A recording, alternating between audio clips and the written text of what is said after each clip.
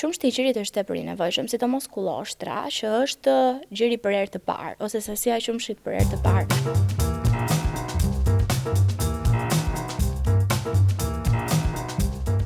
Përshëndetje dhe mirë se vini në këtë episod të radhës të Table Talk. Jemi në periudhë virozash, alergjish të stinës dhe sigurisht ato që janë më delikate të janë fëmijët të vegjël dhe për të diskutuar rreth kësaj teme, por edhe përvojës së saj si mjeke pediatre, unë sot kam të ftuar Loreta Gjonin.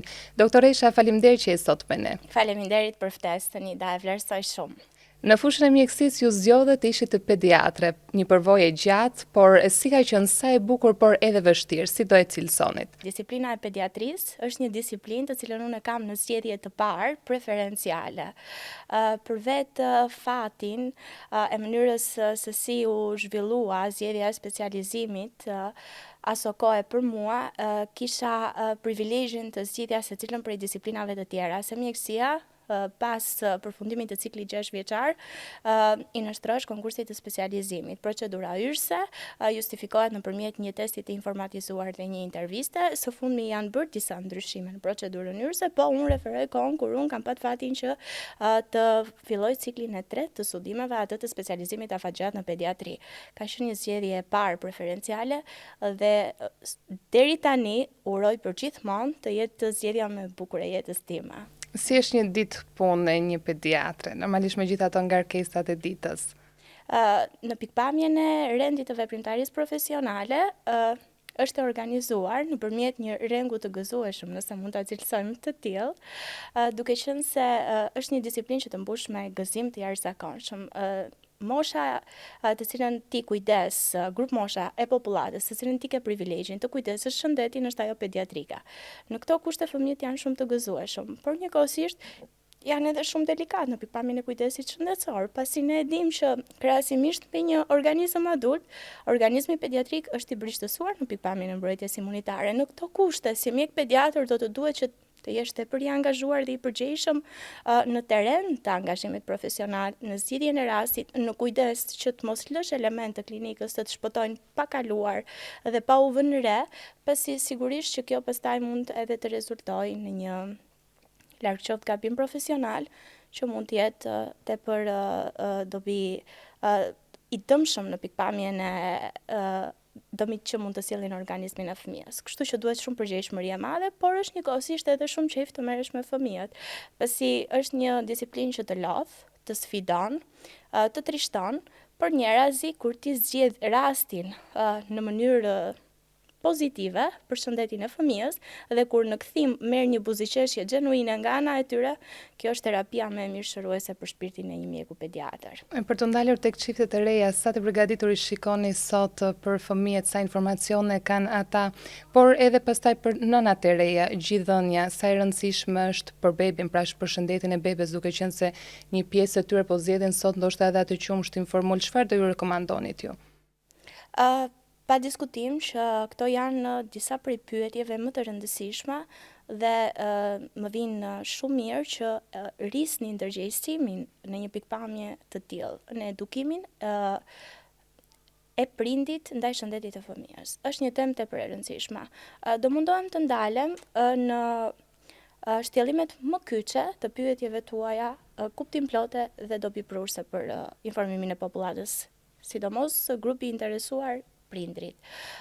Prindrit e moshave të reja, pa diskutim që janë të mirë arsimuar në pikpamjen e zhvillimit të tyre arsimor dhe akademik. Por të jesh prind është artë më vete, prindërimi është artë më vete, dhe pa diskutim që te prindrit e rinj ka edhe një lloj mungese të informacionit në mënyrën se si rritet fëmia, për arsye se janë të prirur që të bëjnë sërçe në rrjetet sociale, duke qenë se zhvillimi i teknologjisë ka arritur në më të mirën e qasjes së tij në popullat, por njërazi ka edhe ato efektet negative të cilat ne si mjek pediatër, por edhe si mjek në përgjithësi dhe si profesionist dhe ekspert të fushës duhet edhe që t'i bëjmë të ditur, duke qenë se shumë prindër të rinj mua më vinë me informacion interneti dhe njëkohësisht ndërkohë që mua më drejtojnë një pyetje të caktuar, ata e kanë një përgjigje nëpërmjet internetit, po informacioni që është në detin informativ, mas mediatik, pa diskutim që nuk është më i saktë, pasi të përgatitesh mjek është një edukim i vazhduar, i zgjatur në kohë, tepër i vështirë, tepër i mundimshëm dhe pa diskutim që internetit dhe informacioni të gjetur në të i shpëtojnë element të caktuar të vlerësimit diagnostik. Kështu që në këto raste duhet një formim tërësor edhe i pacënuar në pikpamjen e dijes profesionale që ti të arrish në një konkluzion të duhur. Jo pak raste, duke qenë se ka forume të ndryshme të mendimeve shkencore dhe mendimore në pikpamjen e shkencës së mjekësisë, ata konsultohen me këto literatura të ndryshme, por janë literatura që shpeshherë kundërshtojnë njëra tjetrën, janë mendime të shkollave të ndryshme. Ata nuk dinë të integrojnë në dobiprurjen e thelbit të secilit informacion dhe në këto raste aty krijohet një kakofoni mendimore dhe veprimore njëkohësisht. Kështu që në jo pak raste unë kam pasur në situata të tilla.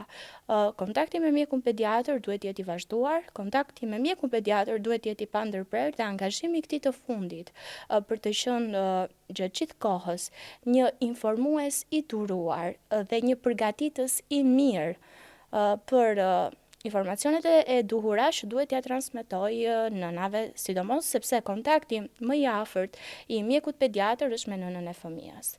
Pa diskutim, duke qenë se ajo është kujdestarja kryesore që më së shumti merret me shëndetin e fëmijës, kujdesin në pikpamjen shëndetësore dhe uroj që në pikpamjen emocionale dhe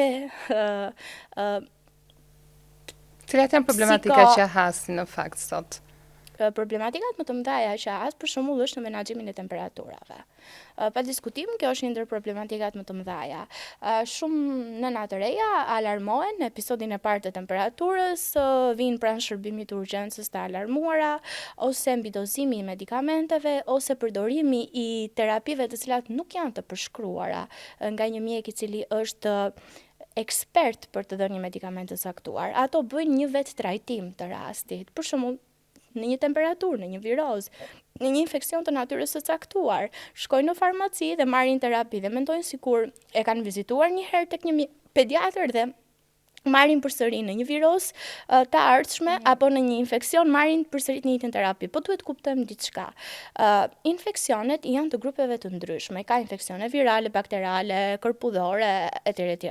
Kështu që në këto raste dhe mënyra e trajtimit është e ndryshme. Duke qenë se simptomatologjikisht, po referojmë rastin e virozave. Virozat shfaqen me klinika të ngjashme apo të përafërta, por në thelb në pikpamjen serologjike janë rreth 200 viroza të ftojes, po sjell një rast. Kështu që dhe mënyra se si trajtohet, pa diskutim që ka një lloj diference në mënyrën sepse edhe protokollet e trajtimit janë të mirë përcaktuara dhe njihen shumë mirë nga mjeku i cili është pediatër. Kështu që në këto kushte duhet të kesh kontakt para se të fillosh një terapi të caktuar, duhet të kesh kontakt me mjekun pediatër. Edhe përdorimi i këtyre suplementeve vitaminik që nënat i marrin. Mundohem shpeshherë që të përap një këshill kur fëmia nga mosha 6 muaj për shembull dhe në vazhdim fillon ushqimet e ngurta, në formën e qullit frutave, në formën e qullit perimeve. Në këto kushte nënat janë të predispozuara, jo rallëherë që t'ja fillojnë këto ushqime para moshës 6 muajsh. Janë disa gabime të cilat nuk mund të bëhen, për arsye sepse organizmi pediatrik është i brishtësuar dhe është në një proces formësimi deri në moshën 18 apo 25 vjeç, i adultit referojmë. Kështu që ne nuk mund t'ja integrojmë të ushqime, sepse trakti gastrointestinal nuk është i përshtatur për të kryer funksionet e tretjes apo funksionet digestive. Kështu që në këto kushte, pa diskutim që aty plus edhe është edhe si të thuash, rreziku i alergjive ushqimore, që është tepër i përhapur dhe ato shfaqen në forma të ndryshme. Alergjia ushqimore për shembull mund të shfaqet me diarre, mund të shfaqet me fryrje barku, mund të shfaqet me kryarje lëkurore, mund të shfaqet me të vjella. Ka disa ose në format më të rënda mund të shfaqet edhe me vështirësi jetë kërcënuese në frymarrje, në rrugët në Si duhet të veprojë prindi në këtë rast? pa diskutim që duhet marrë kontakt me njerëzshëm me mjekun, qoftë me mjekun e familjes, që është i angazhuar në kujdesin pediatrik, mjek i përgjithshëm për fëmijë, qoftë edhe me mjekun pediatër, si jemi ne mjek specialist në pediatri, që jemi të certifikuar për të dhënë një mendim në rolin e ekspertit. Kështu që po pa diskutim, edhe mjeku i përgjithshëm për fëmijë në pranë shërbimit parësor të shëndetësibërjes është i pajisur me njohuritë bazike që janë të nevojshme për të mirë këshilluar dhe mirë orientuar prindrit. Këto janë disa prej problematikave me cilat ne hasemi. Pa diskutim që ka dhe të tjera, mua më ndodh shpesh që duke qenë se nga mosha 0 deri në 2 vjeç integrohen dhe jepen ushqimet e reja, më ndodh shpesh që një prind, një nën, t'i japi 2-3 ushqime për njerësh i fëmijës, unë të e kundërindikoj apo e ndaloj në mënyrë absolute, për arsye sepse nuk dim pastaj se mund të jetë një alergji e një fisht apo një alergji e disa fisht apo e kombinuar nga njerëz, nga të gjitha ushqimet që ti e ekspozon fëmijën për herë të parë. Kështu që në këto kushte, ose për shembull mjalti, ne rekomandojmë që para moshës 2 vjeç, për disa arsye shkencore, të cilat i kemi thënë, do t'i themi dhe në terma të thjeshtë, do t'i ripërsëritim dhe do t'i sillim gjithmonë në një stil komunikimi ndryshe, por thelbi mbetet i njëjtë. Për mua, mjalti, por jo për mua, por edhe për mendimin shkencor, është i kundërindikuar, për arsye sepse përmban një lloj bakteri i cili ndikon keq në gjithë organizmin në tërësi. Dhe nuk mund ta dim kurrë se cilit mund të jetë efekt, mund të jetë nga me efektet më të lehta deri tek efektet më jetë kërcënuese. Kështu që para moshës 2 vjeç prindër një thirrje që do jetë një thirrje e përsëritur nga unë si mjeke pediatre, për sa kohë do kem fatin dhe privilegjin që të kujdes shëndetin e popullatës pediatrike. Unë cekëm pak më përpara për pjesën e gjithëdhënies. Pra qumshti i gjirit se sa i rëndësishëm është për bebe dhe duke qenë se sot një pjesë po zgjedhin qumshtin formul apo absolutisht. Atëherë do ta them vetëm me një fjali këtë dhe faleminderit që ma risolle në kujtes, se duke qenë se është një det informacioni, edhe ne përpiqemi që të kapim pak nga gjitha, nga ato që i quajmë më të rëndësishme. Qumshti i gjirit është tepër i nevojshëm, sidomos kulloshtra, që është gjiri për herë të parë, ose sasia e qumshit për herë të parë. Aty fëmia i vogli nga nëna merr gjithë elementet e mbrojtjes. Merr gjithë të mirat, është si të thuash, mund ta quajmë në mënyrë metaforike vaksina e parë natyrore e fëmijës. Kështu që gjithëdhënia është vaksina e parë natyrore e fëmijës. Nga 0 deri në 2 vjeç, un jam fëmijë që kam patur fatin që ta pi qumshtin e gjirit deri 3 vjeç. Dhe ekziston një legjendë urbane, ata të cilët e kanë konsumuar gjirin e nënës deri 3 vjeç, domethënë më shumë se 2 vjeç, 3 vjeç, bëhen fëmijë shumë inteligjent, po i bëj qefin vetes. Këtu është batut. Ndodh ama që ka dhe bebe që nuk e marrin, ëh? Nuk e marrin sepse ka kushte të caktuara, pastaj është për shkak edhe të ndonjë problemi organizmik nga ana e nënës, dhe por ka edhe raste ku nëna për arsye estetike, se tani duhet të tregojemi, unë nënat i kam shumë xhan, se nëse nuk do t'i kisha xhan dhe nuk do t'i trajtoja dhe trajtoheshim me dashamirësi, duke qenë se jemi edhe goca, le të themi, dhe është solidariteti i grupit, sigurisht që nuk do isha për pediatre, po mos i doja edhe nëna dhe fëmijët. I dua shumë, ama mua njerëzim më takon që të kem edhe mendim kritik në disa qasje dhe qëndrime për çështje të caktuara. Në këto kushte gjykoj se për arsye estetike të ndërpresësh një proces kaq ynor, siç është gjithëdhënia, është vendimi më mëkator, nëse do ta shprehim pak ashpër, me qëllim që të përçojmë mesazhin e duhur tek target grupi, për t'i ndaluar fëmijës një të drejtë kaq ynore. Kështu që qumshti i gjirit është tepër i nevojitur, madje një informacion shtesë, ai përmban diku te 36 element të dopiprurjes, ndërkohë që qumshti i formulës përmban shumë më pak.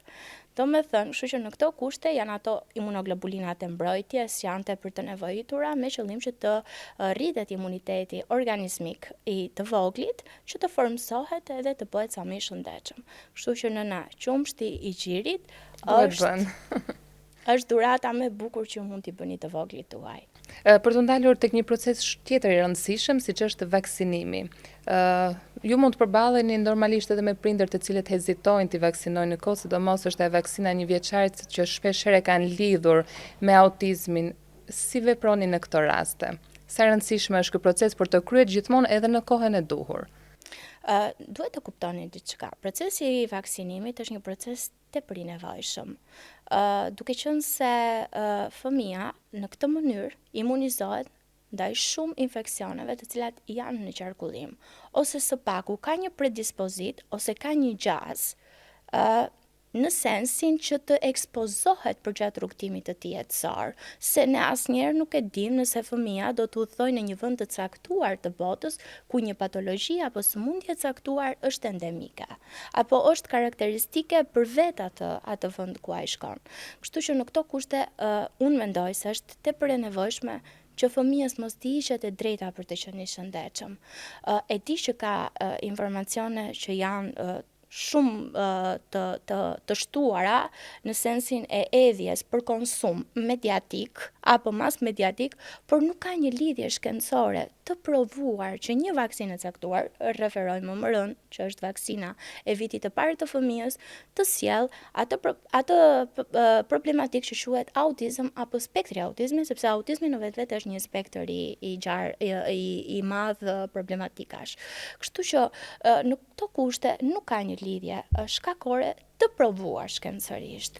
Duke qenë se prindrit e shtyn në koha është më efektive nëse vaksina jepet pra pas vjeçarit të parë? Absolutisht. Vaksinat duhet të respektohen në pikpamjen e rendit të zbatueshmërisë në mënyrë korekte sipas grup moshës së përcaktuar. Vaksina e 2 mujorit janë vaksinat të cilat bëhen që në momentin e lindjes, vaksina e 2 mujorit, 4 mujor, 6 mujor, e kështu vazhdon, 8 mujore, 1 vjeçar e kështu vazhdon. Domethënë nuk mundet që ne ta privojmë fëmijën nga një drejtë për të qenë I shëndetshëm. Nuk janë shpikur kot, janë të bazuara shkencërisht, mbrojnë. Fruthi është një sëmundje shumë e rrezikshme, pasi ndërlikimet që ai jep në organizmin pediatrik, por jo vetëm në organizmin pediatrik, janë tepër të dëmshme dhe jetë kërcënuese. Kështu që nuk mund ta ndalosh fëmijën nga një drejtë e tillë për tu mbrojtur. Bronkopneumonia që vjen nga fruthi, komplikacionet e tjera realisht janë shumë të jetë kërcënuese për fëmijën. Prindi nuk mund të marrë vendime të tilla kaq egoiste. Për mua këto janë vendime egoiste. Ndoshta jam edhe pak e ashpër. Ndoshta edhe pak të friksuar, duke qenë se në fakt numri I fëmijëve me spektrin e autizmit është në rritje, por jo nga vaksina, pra nuk është se është faktor vaksina, ndoshta ato nga frika hezitojnë që në kohë. Unë jam pediatër I përgjithshëm, nuk jam neuropediatre, por pa diskutim që lexoj shumë, konsultoj shumë literaturë në lidhje me këtë gjë, sepse është profesioni im dhe më duhet që çdo herë të vi e riformatuar në pikpamjen e përmirësimit në terren të dijes profesionale. Kështu që lexoj shumë. Dhe mund të them, ky është një informacion të cilin nuk e ndaj në pozicionin e ekspertit, por e ndaj në pozicionin e mikeve për si një nënë e ardhshme për nënat e tjera. Nuk duhet të friksoheni, për arsye sepse është një predispozit genetike, ambientale dhe ndonjë faktor tjetër të cilin të kombinuar, të cilin ne nuk e kemi zbuluar akoma në pikpamjen e ulëmtimeve shkencore që bëhen. Kështu që nuk mund ta parandalosh një situatë të tillë. Për mua, në organizëm, çdo sëmundje e cila shfaqet në një kohë të caktuar në jetë është predispozit genetike. Është, domethënë, ti je I predispozuar genetikisht për të shfaqur një sëmundje, një patologji të caktuar. Plus pastaj kombinimi me faktorin ambiental. Teknologjia deri diku po ndikon. Pikërisht.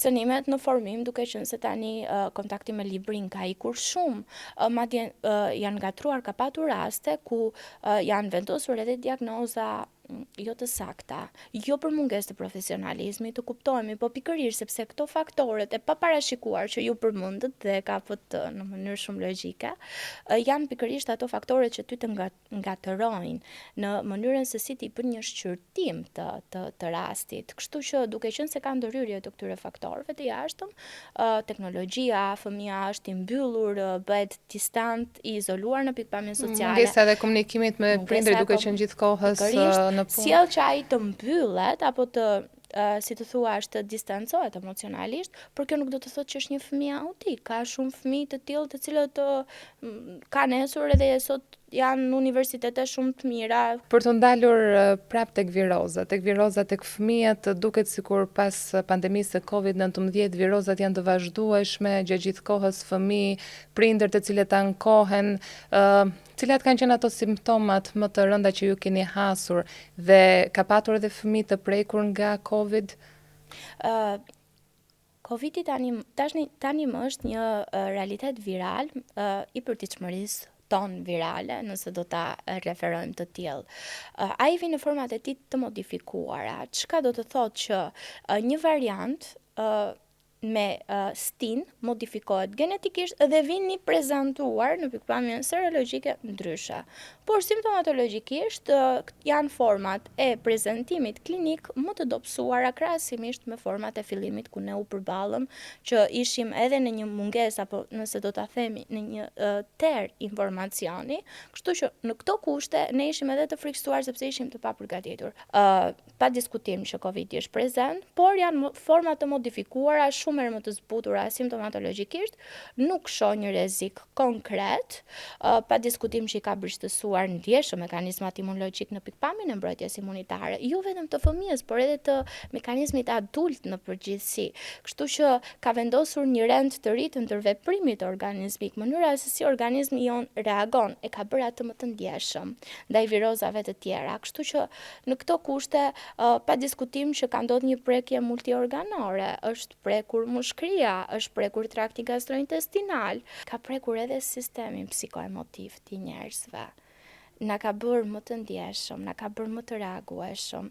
Unë e vëre te vetja ime, e vëre tek kolegët e mi, e vëre tek njerëzit afër nesh, që na ka bërë shumë më të ndjeshëm.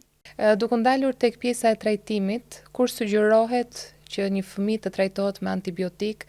Duke qenë se unë jam një zbatuese përpikë të protokolleve mjekësore, por njëkohësisht jam edhe një mjeke që jam përpjekur shumë që të konsolidoj intuitën klinike rast pas rasti. Por kushti i cili është i panegociueshëm, se do flasim pak në këto terma, duhet të ketë një infekcion bakterial të konfirmuara.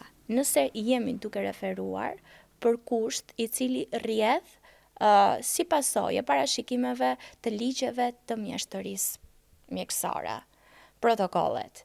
Por mjeku është i formuar dhe ka edhe disa situata të tjera që sigurisht janë aftësim profesional për ta kuptuar dhe për të bërë një paraparje të rrjedhojës që mund të vijë si pasojë një patologjie të caktuar dhe nëse ai gjykon që duhet marrë terapi e caktuar, qoftë me antibiotikoterapi, qoftë me vitaminoterapi, pa diskutim që mbetet në gjykimin profesional, moral dhe etik, deontologjik të një mjeku i cili ka të drejtën që të përshkruaj një recetë të caktuar.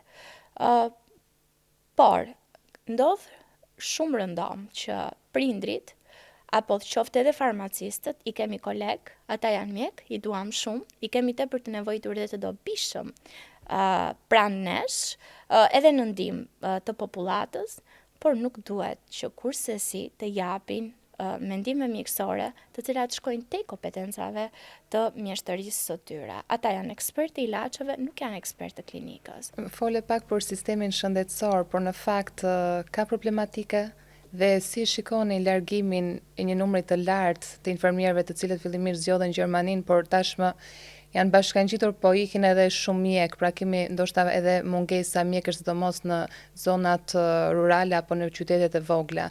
Si e shikoni, çfarë problematikash hasni në përditshmërinë tuaj? Sa të vlerësuar ndiheni ju në fakt nga shteti?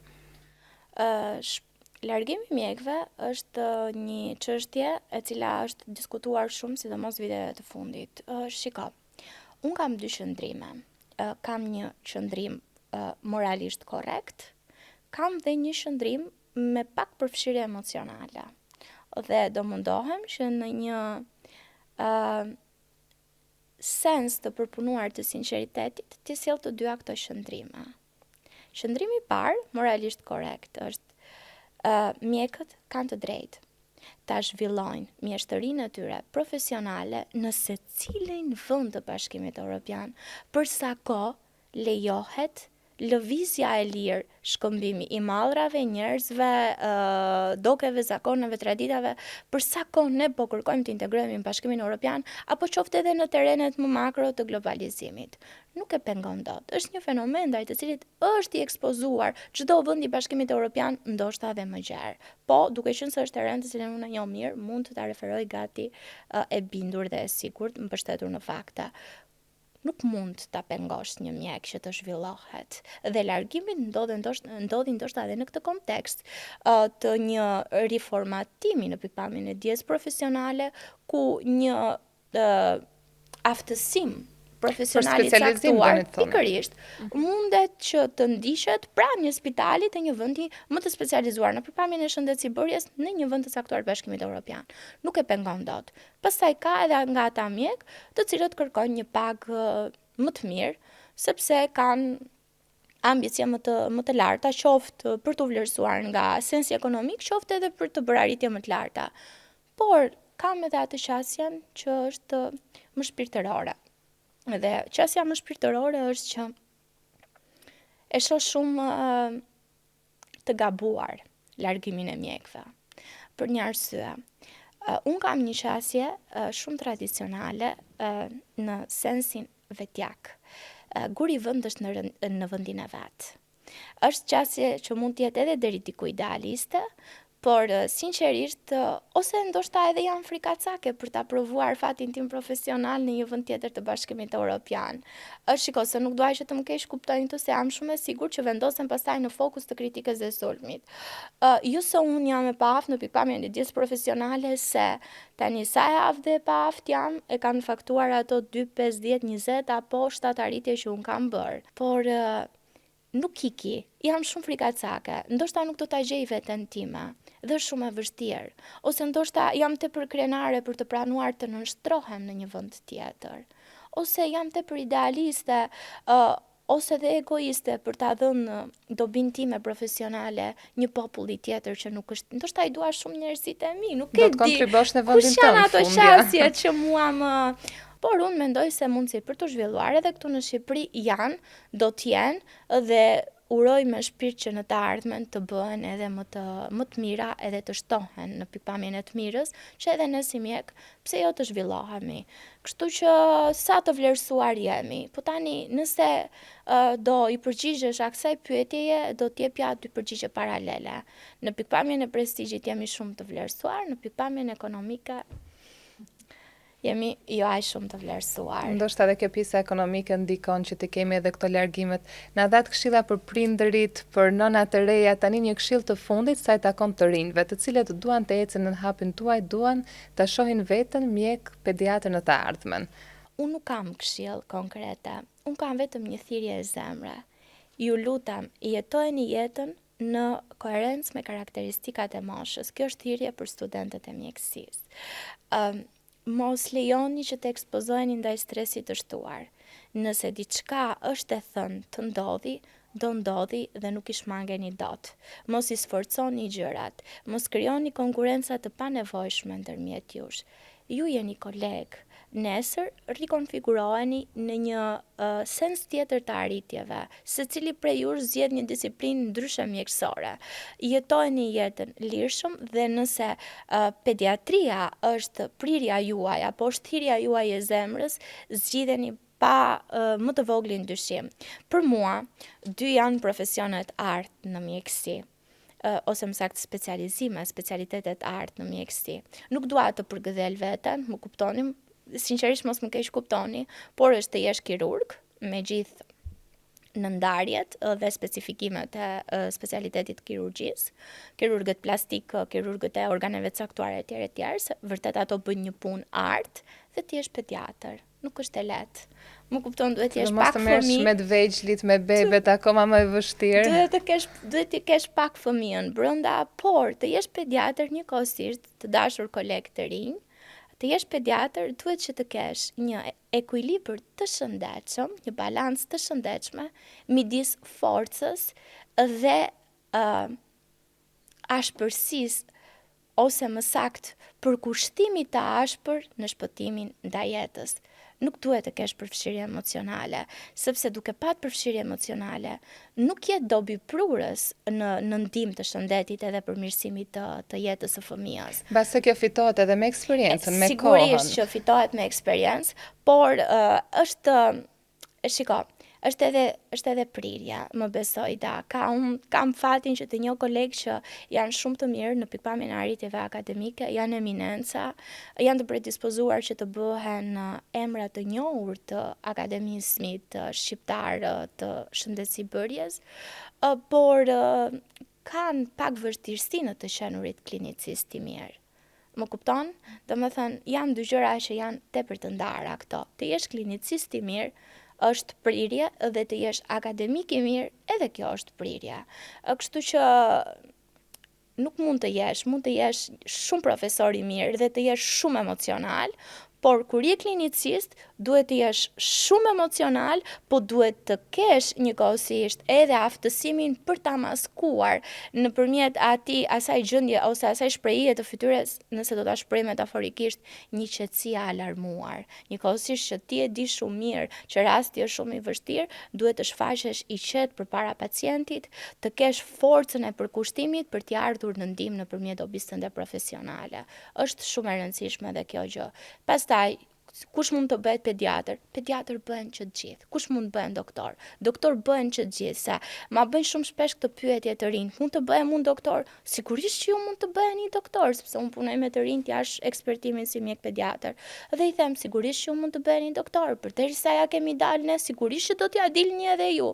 Aty nuk kanë ndonjë aftësi të veçantë. Aty duhet të kesh vetëm vullnetin për të qenë i lidhur me karrigen për një 10 vite. Po jam e sigurt që kush e ka dëshirë që ta marrë një titull të tillë prestigji, pa diskutim që e ka edhe një prirje të tillë. Kështu që doktor mund të bëhet kushdo, mjafton që kriteri kryesor për mua si mjeke të bëhesh doktor, duhet të jesh një njeri shumë i përulur, duhet të jesh ndaj jetës, ndaj njerëzve, duhet të jesh shumë human, dhe mbi të gjitha duhet të jesh një njeri shumë tolerant. Nuk duhet të jesh një njeri që të ngecësh në mëri, të ngecësh në zili, të ngecësh në situatat konfliktuale, por duhet të jesh te i kalues pozitiv në pikpamjen emocionale, një sheshues i problematikës dhe mbi të gjitha një njerëzor i shëndetshëm. Doktoresha, faleminderit shumë për bisedën e këndshme, për të gjitha këshillat që i dhe, sigurisht për gjithë ata që do ta dëgjojnë, sidomos prindrit të rinjt, të cilët tash do të ndjekin hapat tuaj. Faleminderit që ishe sot. Shumë faleminderit, i dashte shumë e këndshme si bisedë. Faleminderit edhe ju që na ndoqët, bashkë do shihemi në podcastin e radhës. Deri atëherë, mirupafshim.